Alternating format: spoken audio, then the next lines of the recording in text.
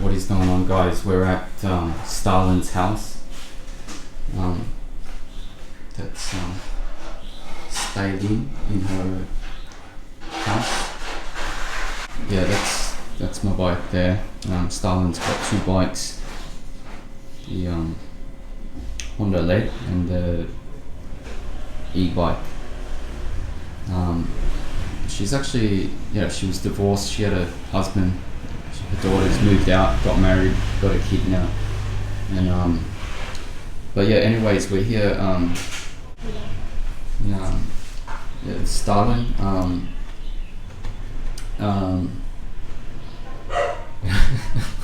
Can we say, man?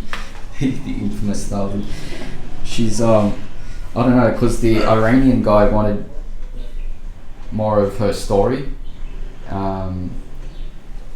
Because he said, we never introduced her, but yeah, she's kind of a widow, actually, not divorced. She's a widow. She's got one girl married, and Stephen Jones, he sent for Vung and Huan, and he sent another $100, which PayPal took $2.90, so 97.10 left, and just gonna give Stalin that because he said just give it to whoever, and I thought Stephen Jones is her only fan, so this is the only chance we'll get to pay her for her services, I guess. So you got Stephen Jones go, chị.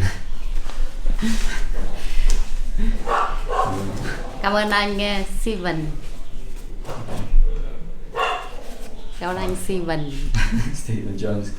Alright, yeah, so anyway, we'll let her get back to her thing. Thì nói thêm nhé, thì họ cũng hỏi về thì giới thiệu vài câu nhé. Alright, so this is her daughter. Này là that's her daughter, and got some photos. It's pretty, maybe too personal. Thì người Iran hỏi về chị. The Iranian guy asked about Stalin. We met at the Huan Kim Lake. She's got a store, sell stuff there, and now it's been closed for a while. So she's at I think she does some photography work as well. But there's these bugs, man. There's these bugs in her house. These bugs. I don't know what they are, man. But yeah, so it's a traditional Vietnamese house. She said she bought it for pittance back in the day, but now it's obviously the prices have gone up in value. The good thing about Stalin is she's pretty trustworthy. The bad thing about her is she's mildly incompetent. Like, she just does a lot of stuff wrong behind the scenes as well. I'll show you the upstairs.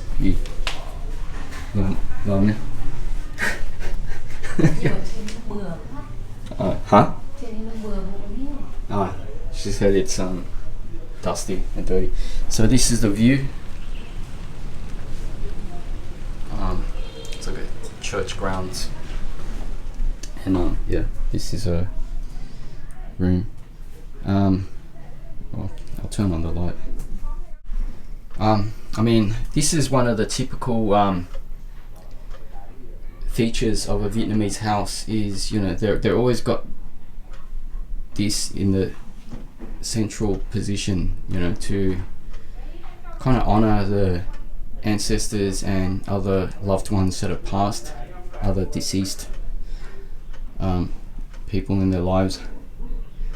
It's always a big focus of every dwelling, every lodging for Vietnamese, and that's like the main difference, I think, between like a house in the West or any kind of modern country and in Vietnam, is the huge focus, huge devotion to a kind of central area where they can honor the deceased, and remember, it for remembrance. That's her husband, and not sure about those. I think parents, and just a general altar to deities. So on special times of the year they bring, like offerings like fruits and flowers. The death anniversary. Like in the West, it's all about the birthday, the day you were born. But in the like the Chinese traditions and the Vietnamese traditions, it's a lot of focus is on the death anniversary and the death day. So you see these big gatherings, people drink and make merry and remember the good times and the bad times. Maybe not the bad times, but remember the good times of people that have just passed away, and they'll have big parades through the town. Like when my paternal grandmother passed away, a lot of monks came to kind of to feed, and a lot of we had the procession through town, music and blaring out from the trumpets, and an ornamental kind of coffin, etc. So a lot of more respect for the ancestors and the parents and the grandparents than in the West. In the West, you wouldn't waste the room to devote to your ancestors or to any kind of worship. In the West, it's more about worshiping. If there's any kind of worship, it'd be to Mammon. So you have a big TV, big 69-incher, and big speakers, and the family every night they go to worship in front of the big eye of Sauron to get implanted with the news, or what they call the news. 2,000 years later. Anyway, big political rant from me there, which you guys are not a fan of, so I'll cut it short there. But yeah, so this is another typical thing. The people of Vietnam, they have a big veneration for the parents, and you may say, well, Troy, mate, that's in every culture, bitch. That's in every culture. They have this, but I don't think it's true. Not really. In the West, I've never really seen kids really think much about their parents. Maybe when they're older and the parents are about to kick the bucket, they might, but during their lifetimes, you don't really see the love. It's just more, it's more prevalent here in the culture. The importance of family is given its due. So, I guess this is Stalin's mum, the Stalinator, and she's got this poem. I'm surprised she's even literate, but because she's not the most, let's just say she doesn't read. She's not a big reader. But yeah, so that's the typical kind of living quarters of your average Vietnamese. Well, I'll see if we can turn on the light. Yeah, so this is her sleeping arrangement. It's just pretty much a mattress on the floor, a fan, and this mosquito net, because there's mosquitoes here. One interesting feature is there's not that many electronics, like the appliances of convenience that we're used to in the West. She doesn't really have them here. There's no washing machine, so she hand washes everything, and then dries it here. Yeah, this is the outside. And hopefully no burglars watching this thinking, wow, this guy's done a good job of casing this joint, so we know where to break in. Yeah, it's modest, but an average home. I don't know, she's just got a bunch of clothes.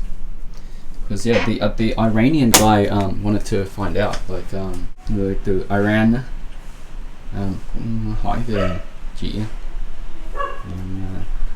giải thích vài câu với họ cũng thấy tò mò về nhà á, nhà người ở Việt Nam á, ở nó như thế nào. Thì lúc chị mua là chỉ là 50 triệu. Mua cách đây hơn 20 năm rồi, là 50 triệu thôi. Yeah, she bought it over 20 years ago. It was like only 50 million. Now Nếu như bây giờ là mình có bán ấy thì được khoảng 2 tỷ. now it's like around 2 billion Vietnamese dong. Mà lúc đó nợ hay Không, tiền của mình thôi chứ không nợ. Mình quá trình mà mình đi làm ấy, mình đi buôn đi bán rồi mình đi làm ấy, mình để dành tiền được ấy, thì mình mua. Thì sau một thời gian mình mua là không phải cái nhà như thế này đâu, mà mình mua cái nhà là chỉ nhà cấp 4 thôi. Xong mình mua xong mình xây tiếp. Xây lên tầng này. Xây lên là thành 2 tầng. Xây lên 2 tầng. Yeah, because unlike in the West, in Vietnam they don't really take out a mortgage. Mà đa phần lớn người ta không có vay tiền để xây, ta phải có vốn sẵn nhé. Không, mình phải có tiền sẵn rồi. Chứ hiện tại có như vậy không? Hay là giờ người ta bắt đầu có cái phong trào là vay tiền không? Trước là không có đâu, nhưng mà bây giờ là người ta hiện tại bắt đầu là người ta muốn sở hữu một cái nhà để mình ở riêng ấy, thì người ta sẽ thì người ta sẽ okay, because you know, during Stalin's day, you know, lending to buy a house or build property wasn't a big thing, but now it's becoming more of a trend. But when she was growing up, you had to have the money to pay for the house. So, you know, when she bought this house, it was like one level. It was like a very humble, modest dwelling. But then she saved money to like build up, you know, another floor. Thì cũng xây ra 2 tầng nữa từ trên nhà này. Okay, so yeah, because the Iranian guy was saying, you know, we never really got an introduction to Stalin or Jihad. Cái người Iran á nói là chưa giới thiệu chị với chị Hợp á, thì em nói vài câu á. Thì gần lúc sắp qua đời là cũng bệnh nặng rồi, phải nuôi mấy năm nữa còn. Lúc bệnh ấy là phải nuôi 3 năm.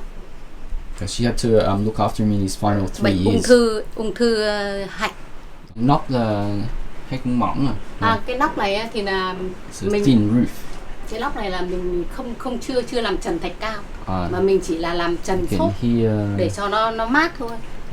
You can hear you can hear rats and rats and cats on here all the time, but not now.